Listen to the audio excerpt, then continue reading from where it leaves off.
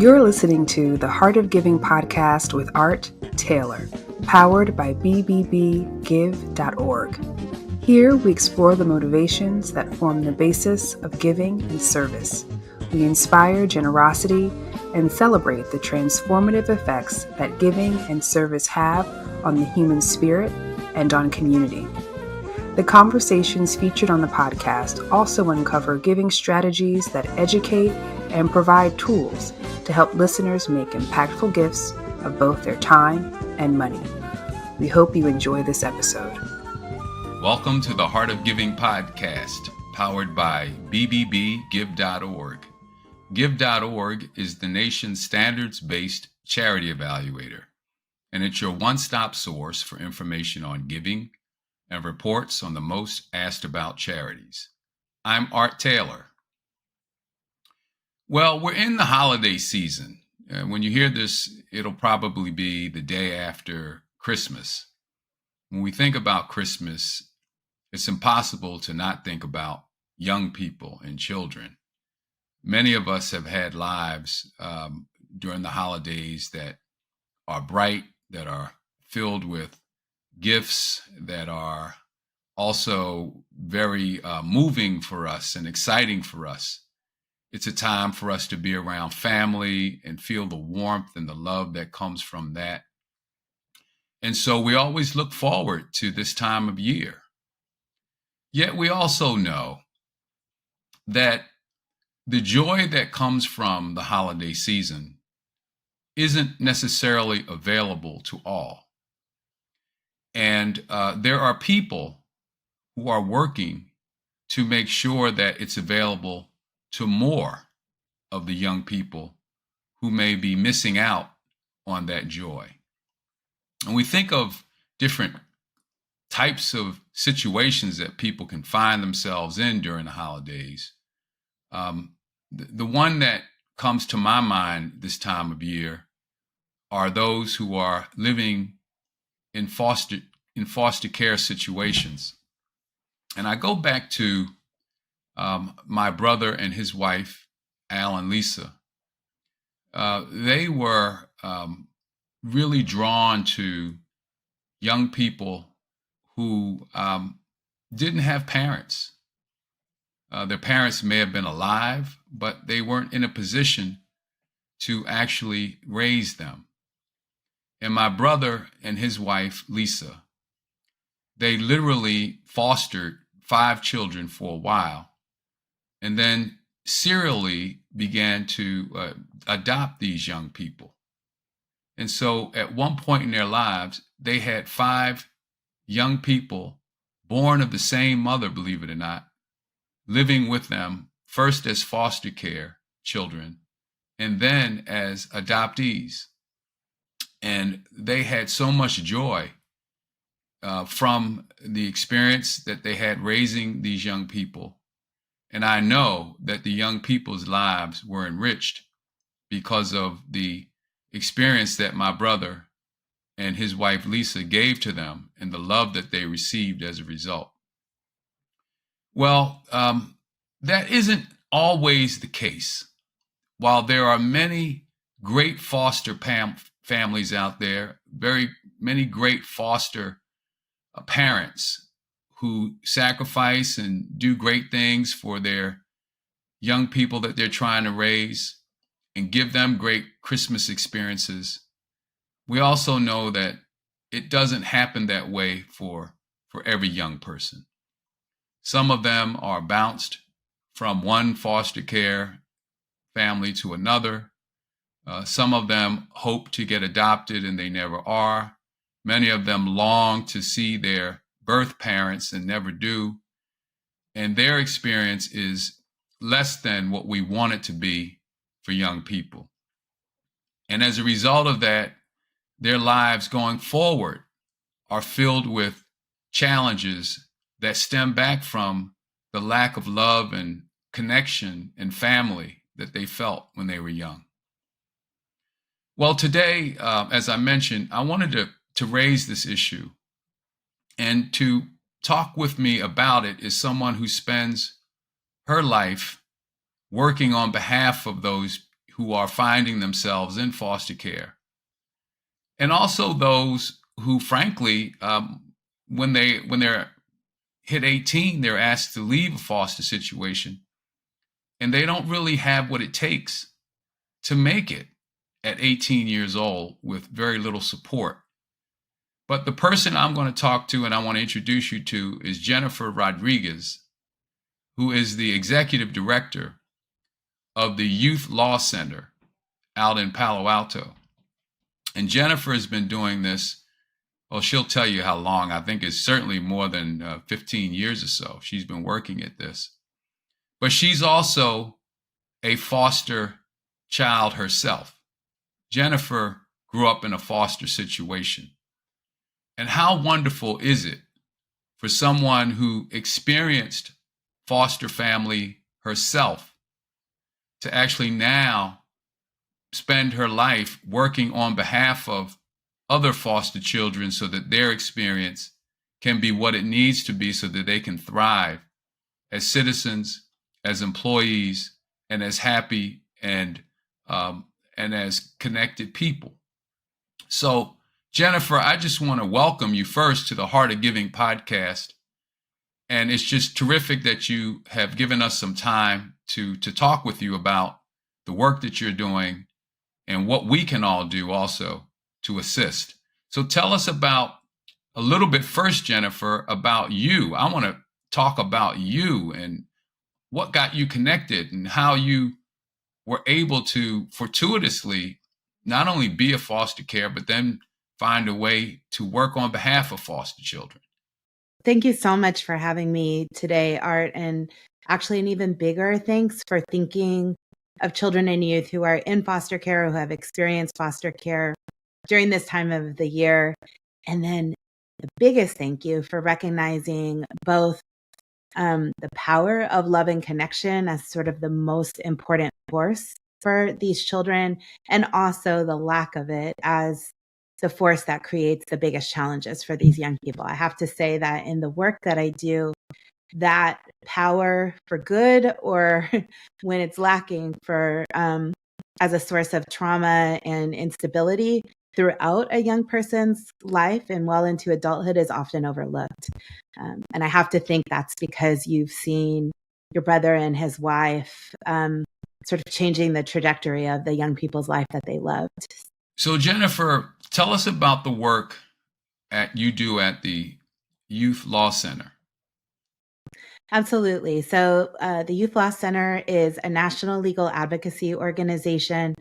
We are based in San Francisco, and we do work across the United States. And our focus is on using the law as a tool to both change the systems that are caring for young people in foster care in the juvenile justice system, but perhaps more importantly, also using the law to build the power of young people who are impacted by those systems to build something better, and to really build a future that is one in which they can thrive. And so our work spans everything from stopping harm to children in the systems that are supposed to be caring for them. When the Youth Law Center originally started its work over 40 years ago, our sole focus was getting children out of adult jails.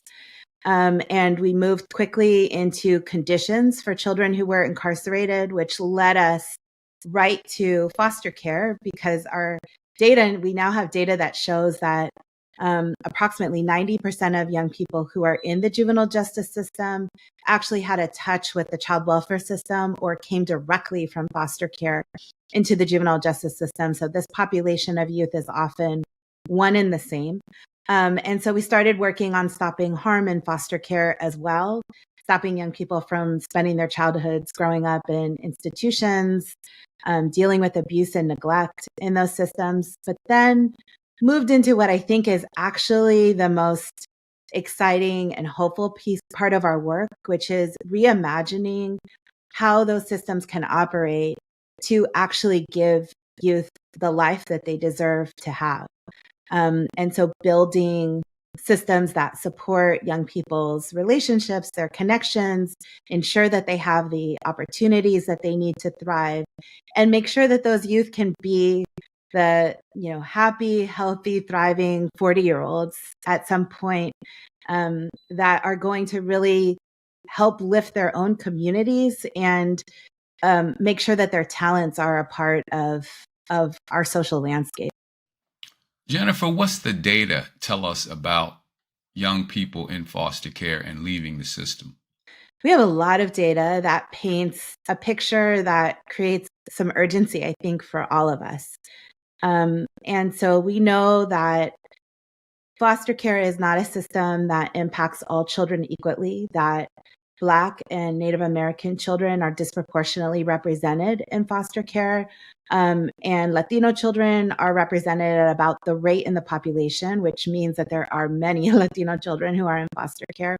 And we also know that Black and Brown children in our systems have a different experience than white children do often. We see children having many more placements, children of color having many more placements. We see a lower frequency of those children being able to return to their own birth natural family. We see less children ending up in family settings and more children of color ending up in institutional or group care settings. We see lower rates of children being adopted by families if they're children of color. So there's an incredible amount of work that we have to do to make sure that our systems are equitable. And we also know that for those young people who are forced to exit foster care, it used to be the age of 18. It's now the age of 21. But honestly, that number doesn't make that much of a difference between 18 and 21. We now have so much more information and data about brain development. And we know that sort of the period of young adulthood has now extended out to 26. So 18 to 21 years old is definitely still the new sort of teenage young adult period. And for those youth who are exiting the system, we see very high rates of homelessness. We see very low rates of enrollment in post-secondary education, of full-time employment that allows youth to support their own families. We see unacceptable rates of young people not receiving the supports that are necessary to parent their own children. Many of our youth are expecting or parenting by the time they're 21 years old, and too many of those young people, the cycle continues and foster care continues to be involved in their children's life. And we actually see so many young people exiting the system with physical health conditions and mental health conditions that the American Academy of Pediatrics has declared all children in foster care, children and youth in foster care, as a population with special health needs. So in my mind, this is a group of children who is the most vulnerable in our society, and a group of young people who we owe a response with the greatest urgency to. What's the connection, Jennifer, between exiting foster care and juvenile justice systems? So by the time young people exit foster care, whether that's 18 or 21 or some number in between that, when they're no longer eligible for foster care payments, if they have trouble with the law, they're actually entering the adult criminal system, not the juvenile justice system. And what we don't have exact data on that because we don't have the systems in place to really track once youth exit the system, if they move into the adult criminal system. But when there have been research studies that have focused over the years on asking adults who are incarcerated whether they have foster care experiences, the percentages are very high. So some studies have found it's a quarter of folks who are incarcerated as an adult who had an experience of being in foster care. Others have found upwards of half. And those numbers are very similar to the numbers that have been found when folks interviewed people who are unhoused, adults who are unhoused. There is a very high number of those adults who came sort of on a pipeline directly from foster care. Jennifer, yet we know too that foster care seems to be the best alternative we have for young people who either don't have parents alive, let's start with that, or whose parents aren't really in a position where the state feels comfortable allowing them to raise those children. It's what we have, right? It's what we have, and so we don't really have the good sense to say let's do away with it. That wouldn't make sense. But we do need to make sure that we're doing everything we can to make it work well for all kids. And just like my brother and his wife, there's some great foster parents out there, right? I mean, and they do more than anybody would expect. They love those kids like they're their own, because they are their own. They're just not biologically their own. But when the outcomes aren't what we want them to be, something has to be done. So what are some of the challenges that we find in foster care that we need to address? This is a great question. I think that there has been a growing movement over the past decade to acknowledge the harm that foster care, which is substandard, inflicts on children, youth, and their families, particularly children and youth of color. And a lot of that comes from folks hearing about when foster care doesn't actually work, and the problems in the system. I think that people have become hopeless about the idea of foster care actually working as a positive intervention in young people's lives. And also they're longing to build something else in our community. And I think we all are. In a perfect world, we actually would have a community where neighbors showed up for each other, where folks were not isolated, where they were connected to family, and we would never need a government system to intervene when, children could not be cared for by their own parents. We're not in that perfect world yet. So there are a population of young people where foster care is the only option that we currently have. And so I think that our work at the Youth Law Center is really looking at that population of children and youth who are growing up in this system and figuring out how to make foster care a positive intervention. It doesn't actually have to be an approach that causes additional trauma, additional loss. And you hit the nail right on the head, because the key to how we can do that is what your brother and his wife are doing.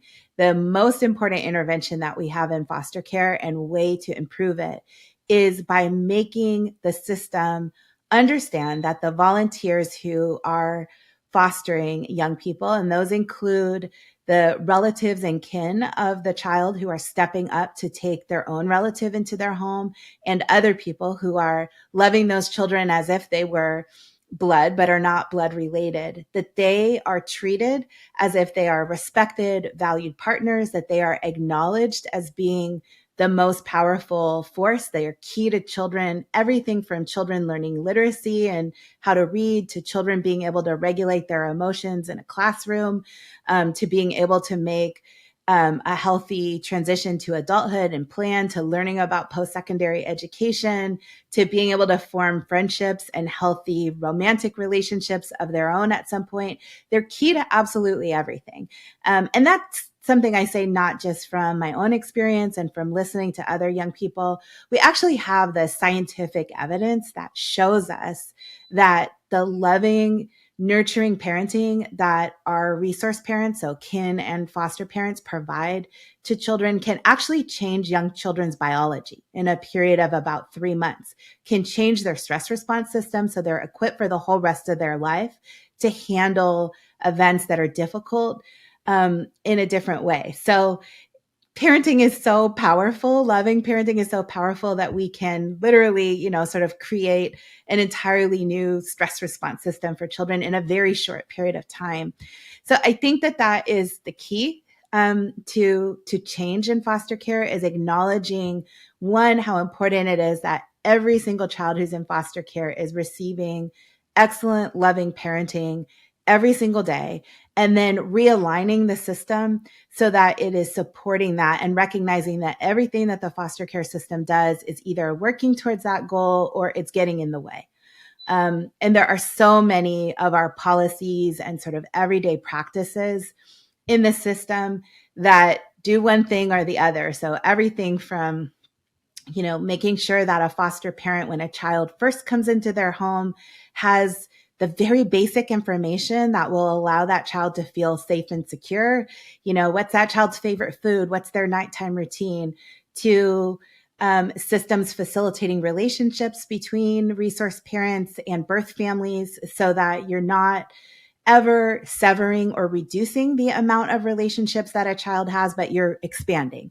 So, that to me is a really important goal that foster care has, but often the system is sort of setting as its goal, not what you laid out at the beginning around love, connection, joy, opportunity, but rather, can we stop a child from being killed? Can we prevent further abuse or neglect? And, that's just depressing. As somebody who grew up in the system and now is a mother myself, my goals are never sort of to stop bad things from happening to my children as the number one priority. My goals are to make sure that they actually have joyful, fulfilling lives where they feel happy. And that's what I want for all children who have to grow up in this system.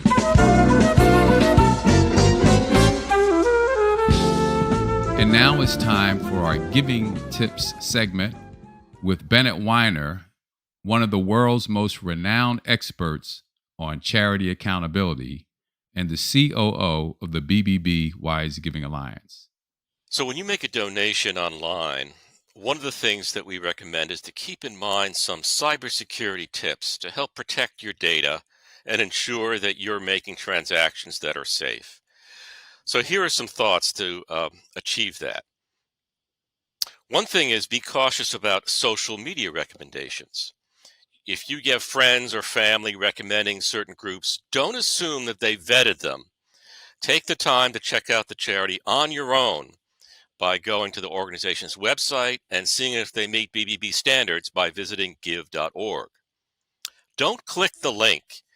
We get emails and messages all the time. Don't just click on any link indicating it's a charity appeal or QR code for that matter as well. Verify the source. Scammers might seek to misdirect you by sending you to a false page using a well-known charity name in order to steal your private data. So for any question about whether you have an appropriate message, go directly to the charity's website on your own. Watch out for lookalike names. Look at the name carefully. There are many charity names that sound similar and alike, and sometimes it's because charities are raising money for the same cause, and other times there are questionable scammers out there that are trying to confuse you. So look at the name carefully to make sure the organization that you're considering is the one that you have in mind. And as far as your own cybersecurity, make sure that you're taking the time to change your passwords with some reasonable frequency. Don't let them linger for a long time. That's one of the best means of helping to protect your data and your resources online before you give. Jennifer, what about your own experience? Yeah, I mean, you grew up in the system, and here you are. Here I am. Did you have to overcome, or was it a situation where you were in a home or homes where people did care and support and take care of you and give you opportunities? Well, I started my advocacy as a teenager, young adult, because I wanted to make sure that no other children or youth had experiences like I had growing up. And so I'm sorry to hear that. yeah, I appreciate that. And in some ways, this work, though, is what gives meaning to all of those experiences and what lets me feel like I can repair the harm that I experienced by making sure that others don't experience it. So my own experience was that I actually never had the opportunity to live in a family while I was in foster care. I was in group homes, I was in shelters, I was in psychiatric hospitals. By the time I was a teenager, I was in and out of juvenile hall as well. And so I think I kind of gave up hope that I would ever be in a family and that anybody would ever love me when I was probably 12 or 13 years old. My goodness. And it's really interesting because the Youth Law Center, a lot of our advocacy is done in partnership with developmental scientists and with other researchers. And one of our research partners talks about how important it is for young children who are in foster care that foster parents follow the child's need rather than follow the child's lead. Because for little ones who have been removed from their parents and placed in foster care, they have often learned that adults are not trustworthy to respond to their needs. So when they're hurt, when they're sad, when something is wrong, rather than reaching out to the foster parent, what they will do instead is they'll withdraw and they won't cry.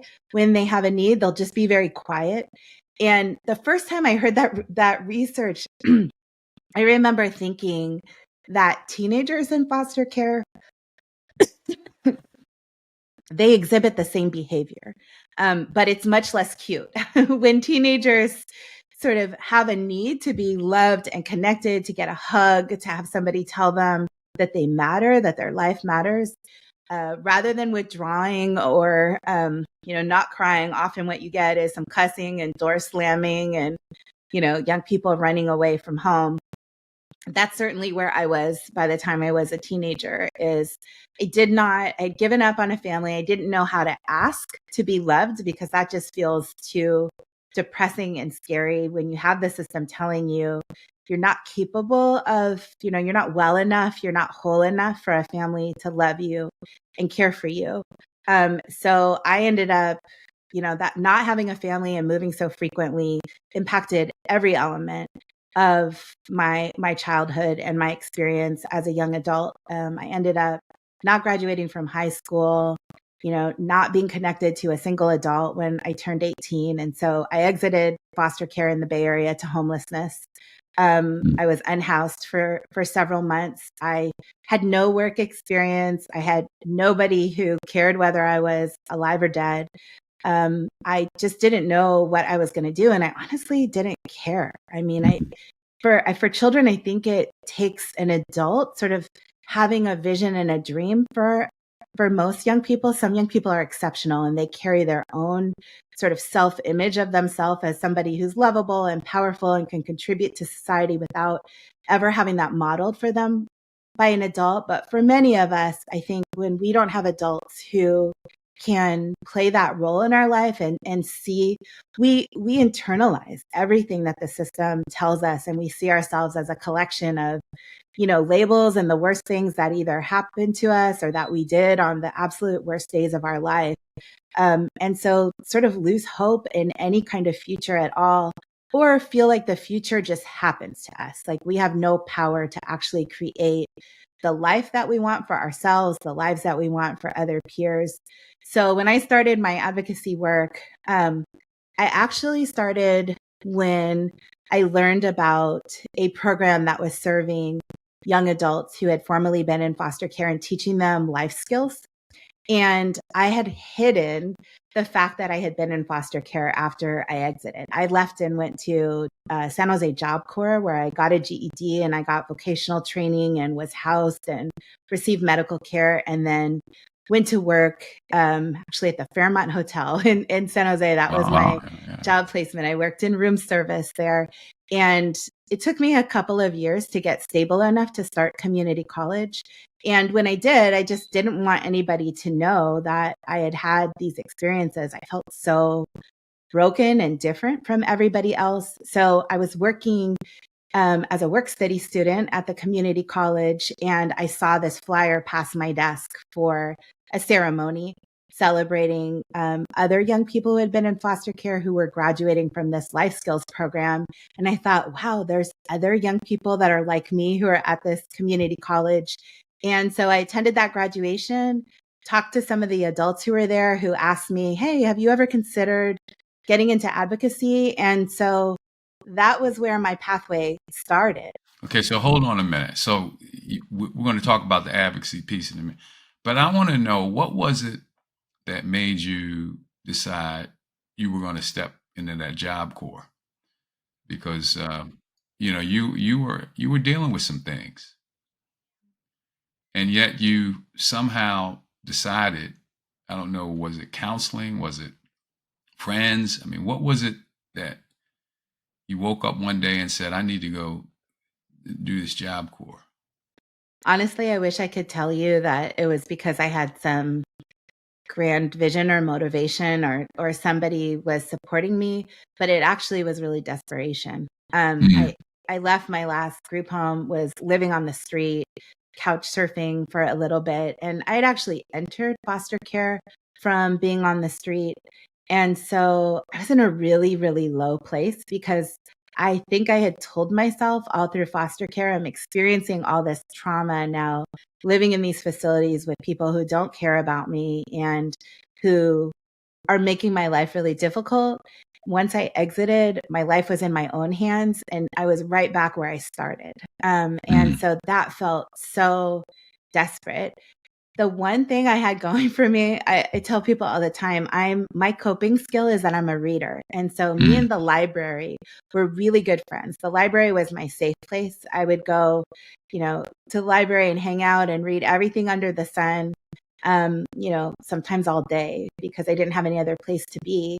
And once I hit the point where it just wasn't safe for me to be on the street anymore as an 18-year-old, young woman, I went and I knew exactly where the resource part of the library was. There was a big book there that had resources for folks who were homeless. And I opened it, read a little description of Job Corps, and the description said, we give you housing, we give you money. And that was all I cared about. Actually, I didn't care about the vocational training. I didn't care about getting my GED. So I had to show up to a Women in Community Service office to apply to get into Job Corps. And I had lived in so many places that they require you to say, what are all the places you've lived, the addresses that you've been for the last 3 years. I couldn't remember. I only remembered my last placement, my last group home. Wow. I gave them that address, and the very amazing, fortunate way that the universe shined upon me was that it took them a long time. I don't even remember how long, but it was at least weeks. It might have been months to start tracing my addresses from going back to that group home. And so I didn't have any other place to be. And so all day I'd stay at the admission, the Women in Community Service office, and I would file their papers and answer their phones and run errands for them and get coffee. And so the folks there got to know me. I had a relationship with them. And Job Corps has a zero tolerance policy, or they did have a zero tolerance policy. So they don't allow folks in who had a criminal record. They didn't allow people in who were on psychotropic medication and had a mental health condition. They didn't allow people in who had experience, with substance abuse. I had all of the That's a lot of didn'ts. I had Yeah. all of the above. And when the admission counselor who was handling my application started to have the records trickle in to see that Jennifer's been arrested, she's been in juvenile hall, she's in her placements, they had her on an array of psychotropic medications, she was like, you know what? I'm not going to ask for any more records. We're going to say we couldn't find them. I'm letting you in. I'm just admitting you. So it was one person doing more. And I'll tell you, it was life-changing for me to go into Job Corps because when I entered, I had to get my GED. It's a requirement for all young people that they have a high school diploma or equivalent. And so they had me take GED readiness tests. And what Job Corps does is they take the folks who score the highest in each of the GED readiness sort of subject areas, and they put people into something called the Academic Olympics. And so because I was a reader, I failed sort of readiness on math and science and any of those things. I'd never had regular math. I was a special education student. So it was in pull-out classrooms, at continuation schools, my whole high school career just about. But I was a reader. So I knew all of the words, all of the vocabulary. I knew the spelling. And so suddenly I was smart Jennifer. I wasn't like special education Jennifer, dropout Jennifer. I was none of those. And so I won the Academic Olympics at my Job Corps site. I competed regionally. competed in Arizona, won against them, and it defined my image of myself. But this is what I'm talking about. It was the adults there who saw something different. And when they saw that with me and mirrored it to me, I was able to live up to that and totally change who I was, which then, gave me the gumption to think, actually, maybe I could go at some point to community college. And, when I went to community college, I had a wonderful biology teacher. I was trying to do the shortest program possible, which was a medical assisting program.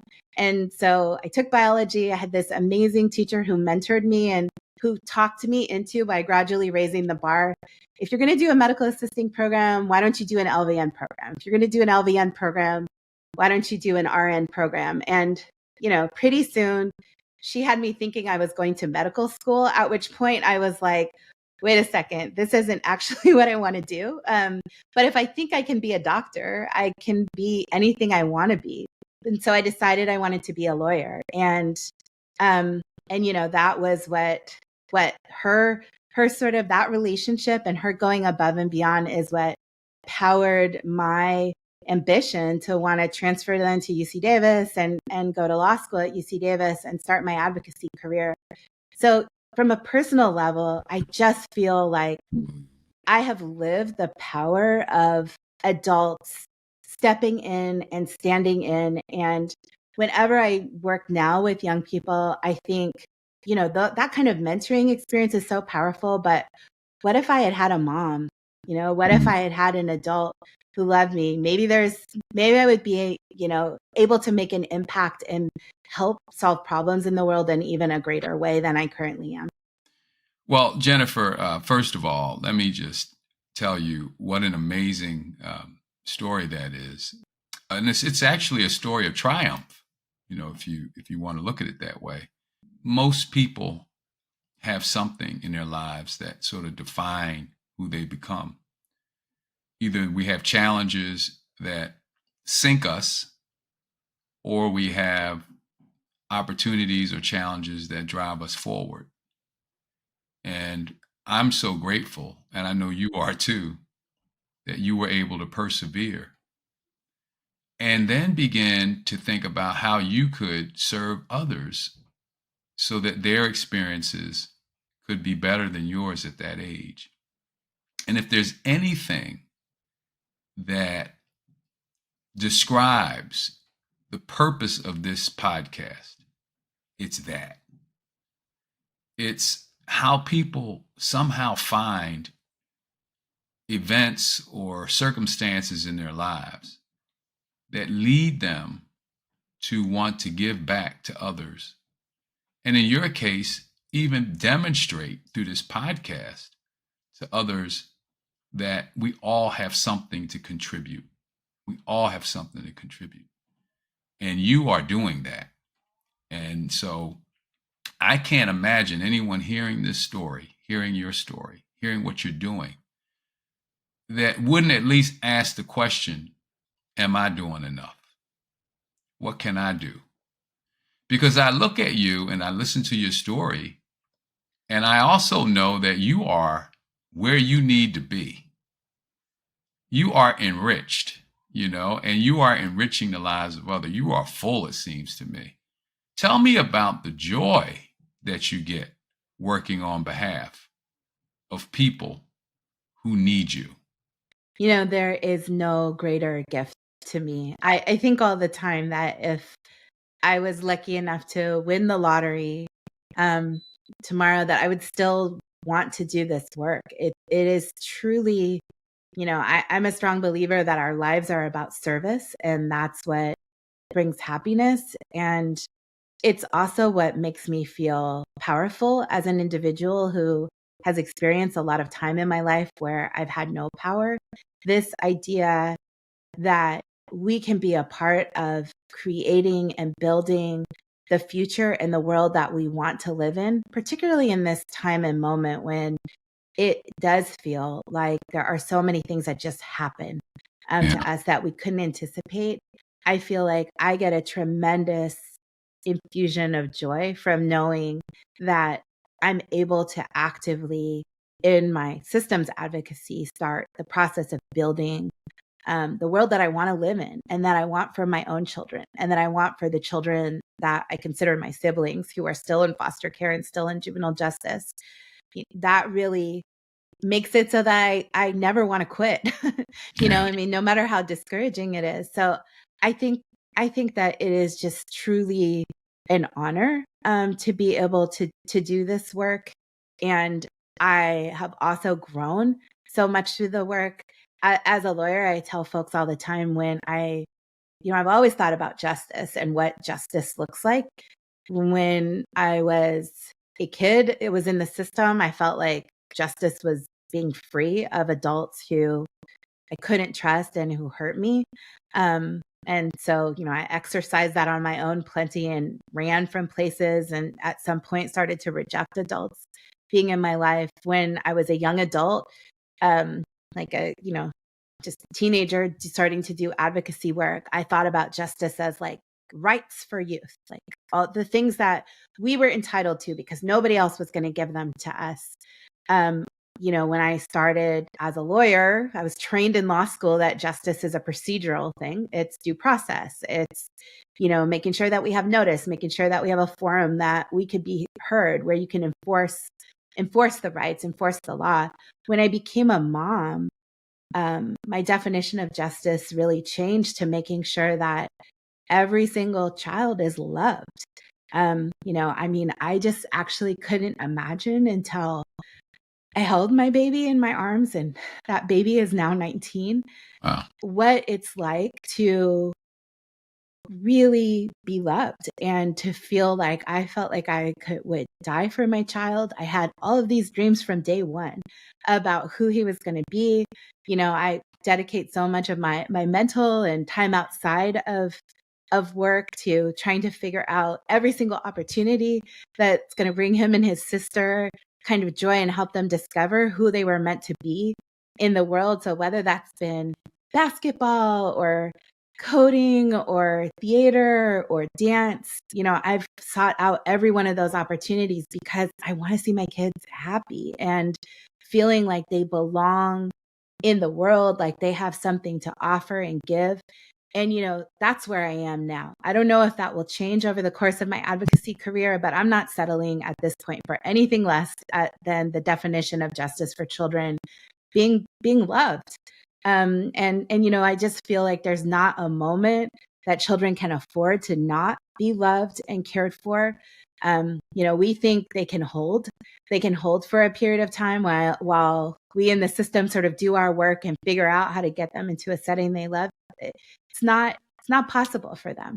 It's just like air or water. And that's the real work. And I appreciate what you say about, sort of thinking where everyone has a role, because for these children, it depends on every single person in the community, whether that role is a small role, like that admissions counselor at Job Corps did for me with allowing me to, work for free in the office and trusting me to go get the coffee and to take her money to go pick up coffee for folks, or the teacher who mentored me at school. It really takes everyone, all the people in the community who probably support your brother and his wife in their job as foster parents. They may not be the fosters, but they may be, keeping the children when they, need a parent break and, want to go on an anniversary trip, or bringing food over when they're not feeling so well, or somebody in the home is sick, or being a shoulder to cry on.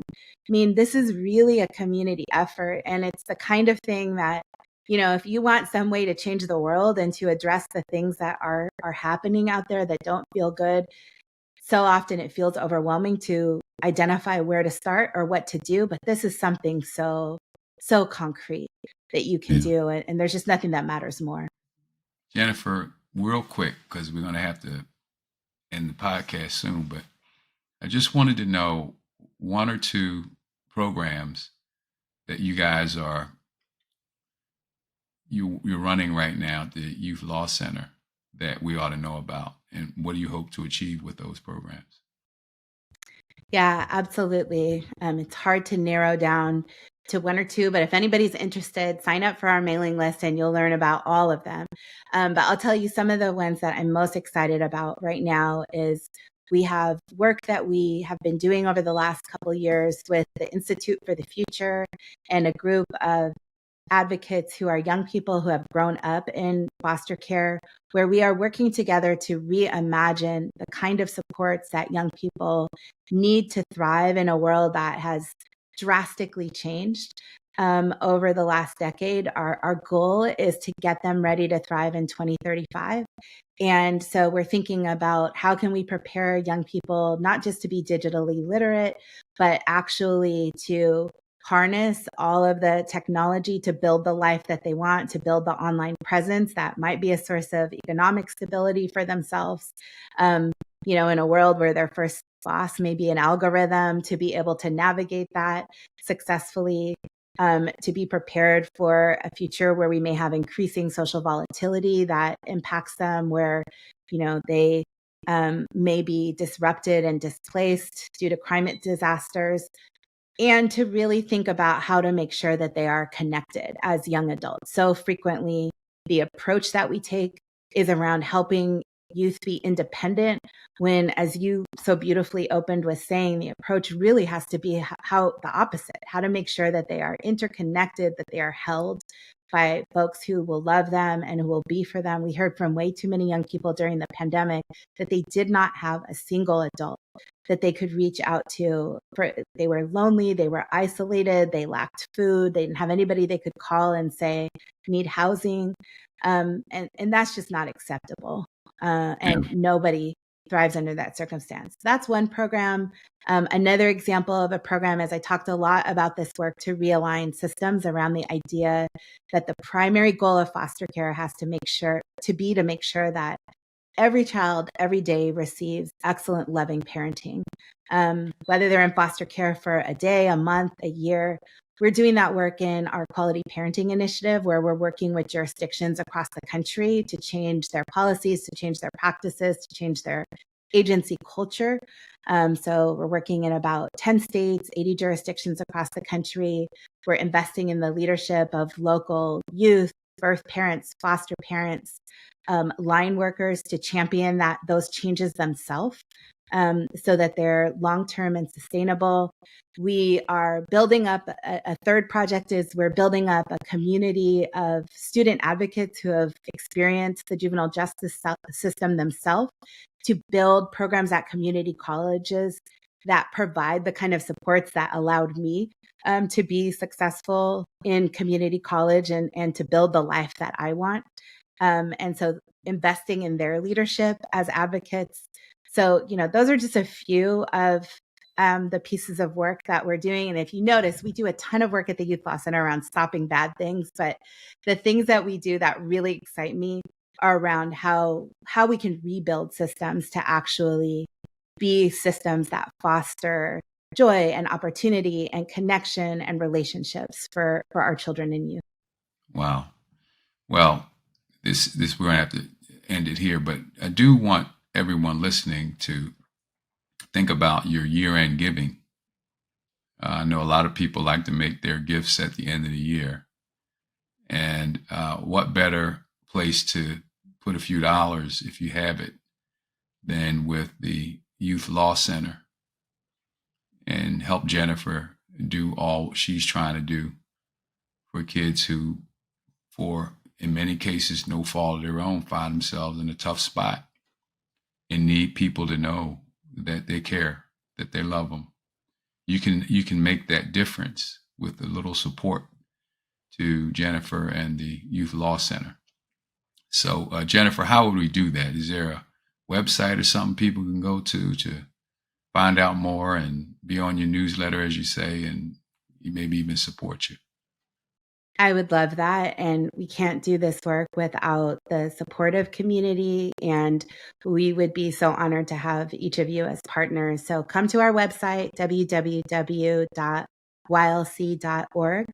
You will find immediately, you'll reach a page that allows you to sign up for our newsletter, to sign up as a donor and partner in our advocacy work, and really to be a key partner in making sure that we are building the joyful future that our children and youth deserve.